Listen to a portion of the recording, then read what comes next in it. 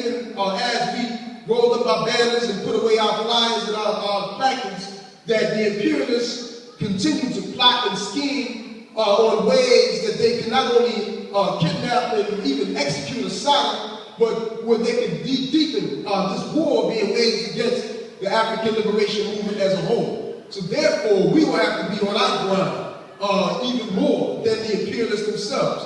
And that's why we're holding this conference today to pull together and actually build an organization through which we can advance the struggle to defend and protect the Assata Shakur, and also to defend and protect the African liberation movement as a whole. I did want to contribute a couple of things to what was said by Brother Glenn. Very important things that was said about the significance of Assata.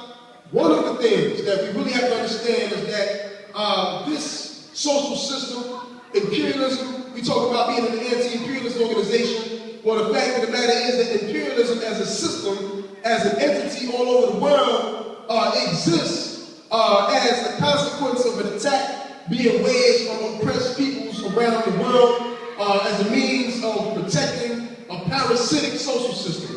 In fact, our chairman of the Black is Black Coalition, Omali Ishitela, has been known very well to really articulate what's going on in the crisis of imperialism today, where all over the world you find oppressed people engaging in all types of resistance. Even as we speak right now in Stockholm, Sweden, young Africans are literally burning that city down in response to a police murder that happened there. It happened in London, England not too long ago. It's happening throughout the so-called Middle East, throughout the continent of Africa. It happened in East Flatbush when they murdered Kamani Gray.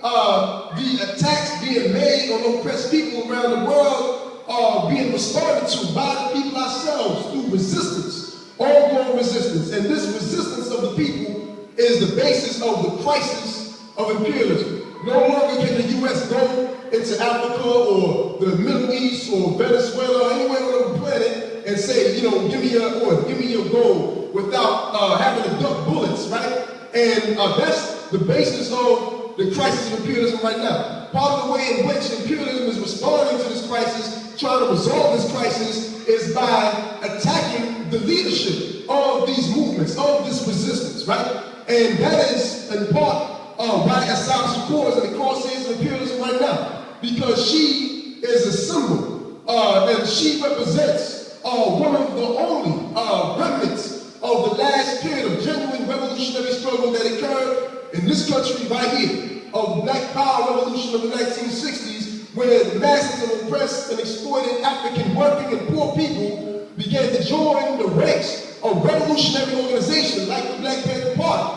They wasn't joining the Democratic Party, they was joining revolutionary organization, and they were clear that the resistance in which they were engaged in the 60s is not about the ability to integrate into the same system that is responsible for our misery. The solution, the goal during that period of struggle was absolute self-determination and independence and seizure of power in our own hands. That's the period in which the term Black Power was given birth, right?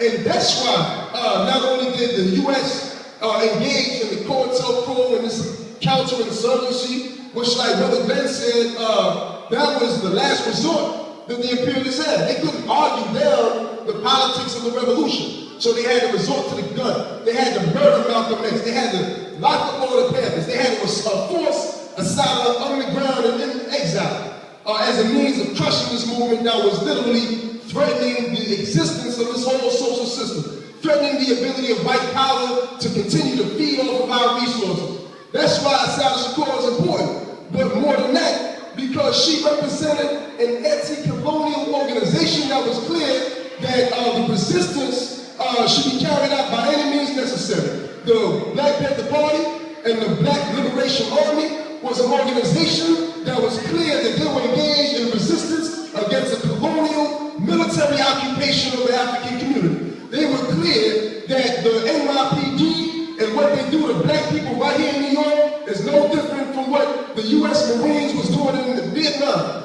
or in Afghanistan today. They were clear, as we are clear, that the youth, the police, is an occupying military colonial force in the African community, and therefore no law, no policy, no racial sensitivity class that can rectify the relationship with